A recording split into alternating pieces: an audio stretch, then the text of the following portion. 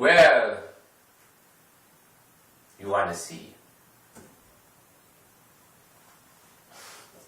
What do you want to see? I have a string from my scarf stuck in my zipper. And I think what we're going to have to do is unzip it. I mean, to be honest, I don't think of these things. It just happened. Okay, so anyway, we're going to do this thing, right? You want to see. I mean, you should want to see, unless you're just full of baloney. I mean, first of all, maybe you just want plain old, porn that you can stimulate yourself to. Why not? Why not? Why not? Caress the parts of your body that are most sensitive. I'm not very sensitive, so I'm acting like a woman right now, and I'm not feeling it. On the other hand, something that is much closer, well, there's just general feeling. And if we're going to talk a little bit more of a kind of a sexual nature, well, this is going to feel just about the same, right? This is going to feel about the same. Now, I realize, so caressing, right? Like putting your hand down. And then, well, what we're going to here is going to have, it's one of those things that we each imagine, what is it like for the other sex? What's it like what does it feel like?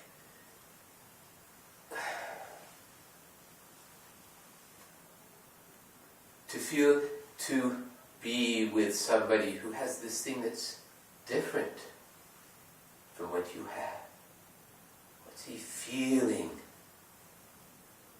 as you play with this part of his body? We don't want to, I don't like calling it a cock. It's okay, cock's okay, but I really don't like his dick. Because Dick is a bad person. And this isn't bad. What's wrong with this? What is wrong?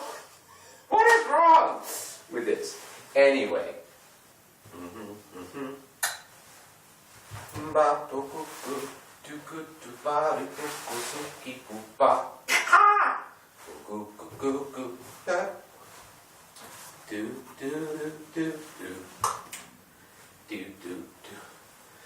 Let me get into a good position. I really would rather not fall. Right now, I could really hurt myself. But if you live your life afraid to do what you know you can do, that's what you'll rue. Yeah, that is what you'll rue. Rue, that's a weird word. Most of us don't ever use it. I rue this. It's got a kind of a special meaning, really. It's different from being sad or disappointed. To rue something is to say, I could have done it. I knew I could have done it. I knew what I needed to do. I just didn't do it.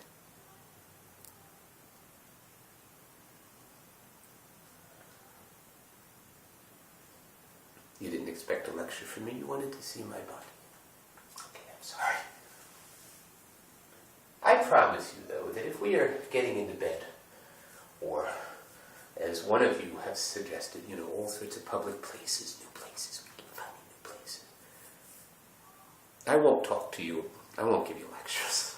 Unless you like them. Some people like them and other people don't. That's part of getting it on. What you like and what I like get together. That's how it works. So anyway, we probably should continue with this process because I said it wasn't going to be very long. And of course it's long, just like it always is. Oh, so anyway, people say, why do you always wear hats? Well, people know why I wear hats. I am 58 years old. And in this society,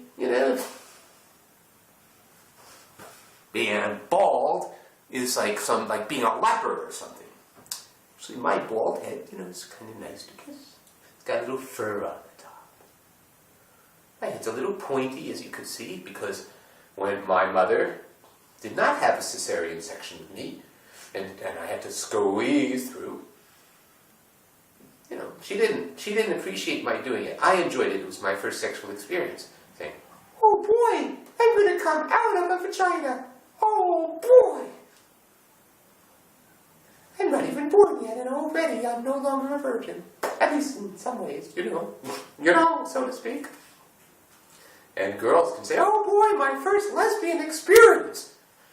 Anyway, let's keep on this route here. I mean, let's not fall. Let us not fall. Let's do some just exercises here, which might help with, distraction. It's a good thing to do. There's a woman named Lulu, the most interactive porn star ever. That's how she bills herself. And she's cute. I like her. And she does this one thing with this guy who kind of is like me, glasses and skinny. The guy's not in as good a shape as I'm. Tall and skinny. I'm not tall. So anyway,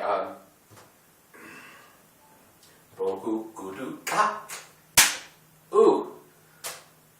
Da-da-da-da. Ooh. Oh, so anyways, I can take my hat off because you've already seen that I'm bald.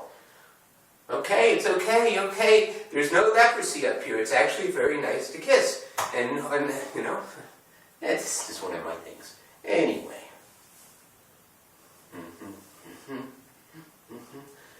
From here, I can't see very well at all. Wait, yes. I know, I have read about a group, like an Aboriginal tribe, in which the boys do go through a period of time. All children have games, and of course some of them have to do with sex and the way things work, what mummies do with daddies, both sexual as well as, interactive or whatever, they're playing games about adult life. And so in this Aboriginal society, one of the standard games for boys to play is that some of them become goyles, and they go walking around like this. I think they have to have hair, otherwise it doesn't really work so well, And that's kind of neat. I kind of like the idea. I would love to be a girl for a day. I'd love to feel what you feel. In the meantime, I just have this. And you know what? This is not as well, this happens not to be as men don't get the kind of pleasure that women do. Oh well, that's life. That's why us men, we actually kind of think it, if we're not going to get the kind of pleasure they get, we can get it like kind of vicariously, as well as we can be gentlemen and chivalrous and all of that. We can make them come again and again, and we can be all happy about that, even though we're kind of maybe getting a little tired. It happens. I can get very tired, but if the woman I'm with is going, "Fuck me," I'm going to fuck her. Yeah, we're going to keep going and going and going and going. And if little wee Willy Wonka needs a little bit of a break and it can't get hard anymore, this never stops, unless you've got sandpaper inside your little, why would you have sandpaper in there? I can't believe it, she has sandpaper. I tried, I could only eat her out for a while, and then my tongue became all raw because she has sandpaper in her pussy. Really? So I'm asking you, please, don't put sandpaper in your pussy, because it will shorten very dramatically the amount of time that I am doing well if you happen to enjoy one of my favorite activities, which is sitting down.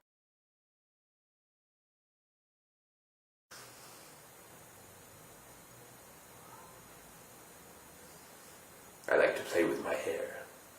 I would like to play with your hair. I love hair.